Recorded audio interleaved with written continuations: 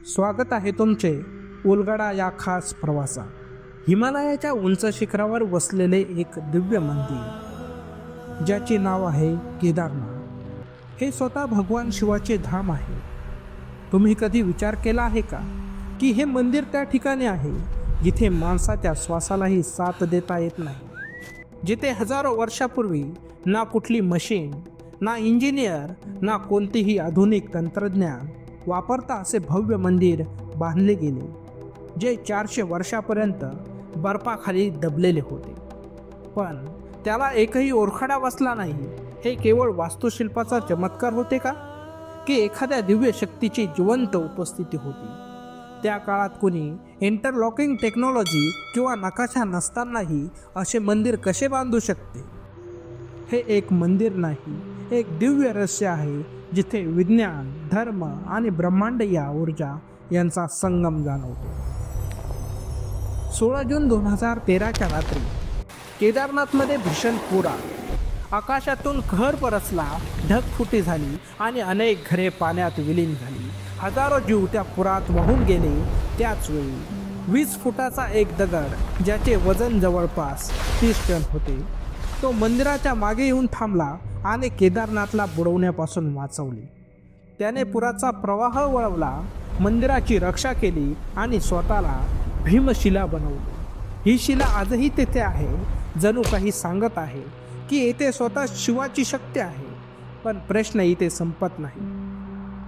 केदारनाथचे मंदिर वर्षातून 6 महिन्यांसाठी बंद असते आणि आश्चर्याची गोष्ट म्हणजे त्या काळात ना कोणी मंदिरात असतो ना मंदिराच्या आसपास, तरीही गर्भगृहातील दिवा अखंड तेवत असतो।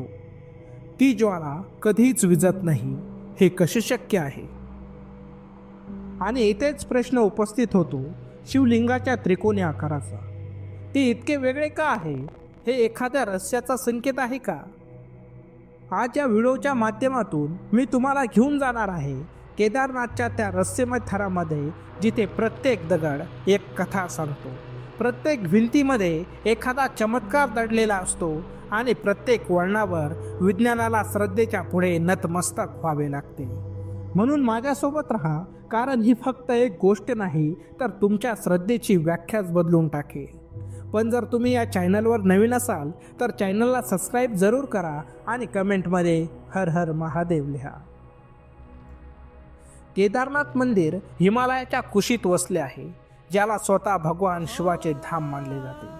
हे समुद्र सपाटीपासून 3583 मीटर उंचीवर आहे। या मंदिराकडे पाहून हा प्रश्न निर्माण होतो की इतके भव्य मंदिर अखेर कोणी बांधले? कोणत्या देवतेने, की प्राचीन भारताच्या एखाद्या अभियंत्याने? केदारनाथ मंदिराची रचना स्वतःमध्येच भव्य आहे। हे खास प्रकारच्या दगडांनी बांधले गेले आहे, जे तपकिरी रंगाचे आहेत आणि असे दगड त्या ठिकाणी मिळत नाही। तर विचार करा, जेव्हा हे मंदिर बांधले जात होते तेव्हा 6 ते 8 टनाचे हे मोठे दगड 20 ते 30 किलोमीटर दुरून आणले गेले असतील आणि 12,000 फूट उंचीवर चढवले गेले असतील। हे कसे शक्य झाले असेल? आजच्या प्रगत तंत्रज्ञानालाही हे करणे अशक्य आहे। धक्कादायक गोष्ट म्हणजे या दगडांना जोडण्यासाठी सिमेंटचा वापर केलेला नाही, खास इंटरलॉकिंग सारख्या प्रगत तंत्रज्ञानाचा वापर केलेला आहे, ज्या दगडांना अशा प्रकारे कोरून बसवले जाते की ते कोणत्याही बाह्य आधाराशिवाय आपसात घट्ट चिटकून राहतात। ही तंत्रज्ञान इतकं कठोर आहे की 2013च्या भयानक पुरातही, जिथे अनेक रस्ते, अनेक घरे, झाडे सर्व काही वाहून गेले होते, केदारनाथ मंदिर मात्र अढळ राहिले। याचे एक कारण इंटरलॉकिंग टेक्निक देखील मानले जाते। हे इतके मजबूत आहे की मुसळधार पाऊस, हिमदृष्टी, भूकंप यांनाही सहन करू शकते। केदारनाथ मंदिराच्या वयाबाबत बोलायचे झाले तर भारतीय पुरातत्व सर्वेक्षणच्या मते कार्बन डेटिंग तंत्रज्ञानाद्वारे हे मंदिर 1200 ते 1500 वर्षे जुने आहे। पण हिंदू परंपरेनुसार हे मंदिर 5000 वर्षाहून अधिक जुने आहे असे मानले जाते। असे मानले जाते की हे मंदिर पांडवांनी बांधले होते। कसे? थोड्याच वेळात तुम्हाला समजेल। महाभारत संपल्यानंतर पांडवांनी आपल्या बंधू आणि गुरूंचा वध केला होता। त्या पापातून मुक्ती मिळवण्यासाठी ते भगवान शिवाच्या चरणी गेले। पण शिवजी त्यांच्यावर रागवलेले होते म्हणून ते दर्शन देत नव्हते। पांडव केदार क्षेत्रात पोहोचले आणि शिवजींनी एक म्हशीचे रूप घेतले आणि इतर म्हशींसोबत तिथून निघू लागले। पण पांडवांची भक्ती शिवजींसाठी खूप प्रखर होती।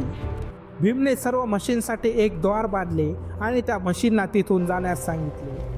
तेव्हाच युधिष्ठिरची एका म्हशीवर नजर पडली जी तिथून निघत नव्हती। त्यांना लगेचच समजले की ती म्हैस कोणी दुसरी नाही तर स्वतः भगवान शिव आहे। भीमाने त्या म्हशीला पकडण्याचा प्रयत्न केला पण ती म्हैस जमिनीत शिरू लागली। भीमाने तिचा खुबा पकडला जो बाहेर राहिला। हाच खुबा आज केदारनाथच्या शिवलिंगाच्या रूपात पूजला जातो आणि हेच कारण आहे की केदारनाथ 4 धामांपैकी एक धाम मानले जाते। शिवाचे अन्य अंग भुजांचा तुंगनाथामध्ये, मुख रुद्रनाथामध्ये, नाभी महाबलेश्वरमध्ये आणि जटा कपालेश्वरमध्ये प्रगट झाले। या 5 ठिकाणांना आज पंचकेदार म्हणून ओळखले जाते। त्यानंतर शिवजींनी पांडवांना दर्शन दिले आणि त्यांना त्यांच्या पापापासून मुक्त केले आणि तेथेच पांडवांनी भगवान शिवाचे हे भव्य केदारनाथ मंदिर बांधले। पण ही कथा इथेच संपत नाही। 8व्या शतकात शंकराचार्यांनी संपूर्ण देशाचे भ्रमण केले आणि केदारनाथ मंदिराचे पुनर्निर्माण केले आणि 3 वेगवेगळ्या मंदिरांची स्थापना केली ज्यांना आज आपण 4 धाम म्हणून ओळखतो। हे सर्व त्यांनी फक्त 32 वर्षामध्ये साध्य केले। त्यांनी हे सुनिश्चित केले की पूजा करण्याची एक विशिष्ट पद्धती असावी आणि आजही केदारनाथ व बद्रीनाथमध्ये त्यांच्या ठरलेल्या पद्धतीनेच पूजा केली जाते। असे म्हणतात की त्यांनी आपले अंतिम क्षण केदारनाथमध्ये घालवले आणि त्यांची समाधी आजही तिथे आहे जिथे ती पवित्रतेच्या दृष्टीने पाहिली जाते। केदारनाथ मंदिरापर्यंत पोहोचण्याचा मार्ग खूपच कठीण आहे। केदारनाथची यात्रा ही फक्त एक तीर्थयात्रा नाही तर श्रद्धा, साहस आणि निसर्गाशी जोडलेला एक गहिरा संबंध आहे। केदारनाथपासून सर्वात जवळचं रेल्वे स्टेशन ऋषिकेश आहे जे मंदिरापासून 200 किलोमीटर अंतरावर आहे। तिथून भक्त सोनप्रयागपर्यंत रस्त्याने जातात जे सुमारे 10 तासांचा प्रवास आहे। सोनप्रयागपासून पुढे खाजगी वाहने जात नाही म्हणून यात्रेकरूंना सरकारी जीपने 5 किलोमीटरचा प्रवास करावा लागतो आणि मग सुरू होते 16 किलोमीटरची कठीण पायपीट। मंदाकिनी नदीच्या काठावर बर्फाळ प्रदेशाच्या मध्ये ही यात्रा प्रत्येक भक्तासाठी एक अद्वितीय अनुभव असतो। पायपीट करताना उंच पर्वत शिखरे, नदीचे गडगडाटी प्रवाह आणि थकवा दूर करणारे मंत्रोच्चार यात्रेकरूंना एक अनोख्या आध्यात्मिक अनुभूतीकडे घेऊन जातात। काही लोक घोड्यावरून, डोलीमधून किंवा हेलिकॉप्टरमधून देखील जातात परंतु पायी चालत जाण्याची अनुभूती काही वेगळीच आहे। वाटेत अनेक लहान मंदिरं, गुहा आणि विश्रांती स्थळे भेटतात जिथे तुम्हाला हिमालयातील निसर्ग आणि अध्यात्माची ऊर्जा जाणवते। केदारनाथ मंदिराच्या रचनेमध्ये एक अद्भुत गोष्ट आहे। मंदिराच्या छतावर एक पंचमुखी त्रिशूळ आहे। असे मानले जाते की हा त्रिशूळ केवळ धार्मिक दृष्टिकोनातूनच नव्हे तर एक संरक्षण कवच म्हणूनही काम करतो। तो वीज पडण्यापासून मंदिराचे संरक्षण करतो। पण प्रश्न असा निर्माण होतो की हजारो वर्षापूर्वी लोकांना हे कसे माहीत होते की फक्त एक श्रद्धा आहे की कोणती तरी प्रगत तंत्रज्ञानाची कल्पना। केदारनाथ मंदिराच्या गर्भगृहात एक अखंड ज्योत तेवत असते। मंदिर 6 महिने बंद असताना देखील ही ज्योत विझत नाही। या दिव्य प्रकाशाचा स्रोत कोणताही आधुनिक इंधन स्रोत नाही। ही गोष्ट विज्ञानालाही एक कोड वाटते। मंदिर बंद करण्यापूर्वी या दिव्याची खास विधीनुसार पूजा केली जाते। हा दीपक अखंड पेटता राहतो। केवळ हेच नव्हे तर मंदिर बंद असताना दरवाजे सील केले जातात आणि ते उघडल्यावर सगळं तसंच असतं जसं ते सोडलं होतं। गर्भगृहात एक विशिष्ट उष्णता कायम राहते जी त्या हिमालयीन थंडीमध्ये देखील मंदिराला उबदार ठेवते। पण केदारनाथमधील सर्वात अद्भुत गोष्ट म्हणजे 2013चा प्रलयकारी पूर। 16 जून 2013 रोजी संध्याकाळच्या सुमारास ढगफुटी झाली। मंदाकिनी नदी रौद्र रूप धारण करून वाहू लागली। त्या पुरात सुमारे 5000 लोकांनी आपले प्राण गमावले। सगळे गाव उद्ध्वस्त झाले। पण या आपत्तीच्या दरम्यान एक चमत्कार घडला। एक पर्वतावरून एक विशालकाय शिला जिचे वजन जवळपास 30 टन होते घसरत येऊन केदारनाथ मंदिराच्या मागे अडकली। यामुळे पाण्याचा प्रवाह 2 भागांमध्ये विभागला गेला आणि मंदिराचे रक्षण झाले. त्या शिलेला भीमशिला असे नाव देण्यात आले आहे. विज्ञानानुसार हा एक निसर्गाचा योगायोग असू शकतो, पण ज्यांनी हे दृश्य पाहिले आहे त्यांच्यासाठी हे एक दिव्य चमत्कार. आजही ही शिला तिथे आहे आणि श्रद्धाळू लोक तिची पूजा करतात. ती शिला जणू काही हे सिद्ध करत आहे की भगवान शिव स्वतः आपल्या धामाचे रक्षण करत आहे. आता बोलूया शिवलिंगाच्या त्रिकोणी स्वरूपाबद्दल. सामान्यत शिवलिंग गोलाकार असते, परंतु केदारनाथमध्ये हे त्रिकोणी आहे. काही शास्त्रज्ञांच्या मते हा त्रिकोणी आकार ऊर्जा संतुलनासाठी आहे. या आकृतीमुळे शिवलिंगामध्ये एक विशिष्ट प्रकारची ऊर्जा निर्माण होते. काही आध्यात्मिक तज्ज्ञांच्या मते हा त्रिकोण ब्रह्मांडातील त्रिकालाचे प्रतिनिधित्व करतो, भूत, वर्तमान आणि भविष्य. असे देखील मानले जाते की केदारनाथ मंदिर हिमालयातील ऊर्जांच्या एका शक्तिशाली केंद्रावर बांधले गेले आहे, जिथे पृथ्वीच्या चक्रांचा संगम होतो. त्यामुळे या ठिकाणी ध्यान, जप आणि पूजा केल्यास तीर्थयात्रेला विशेष महत्त्व प्राप्त होते. हे सर्व रहस्य केवळ श्रद्धेचा भाग आहे का, की एखाद्या प्राचीन काळातील प्रगत तंत्रज्ञानाची निशाणी आहे, जी आजच्या विज्ञानालाही समजलेली नाही?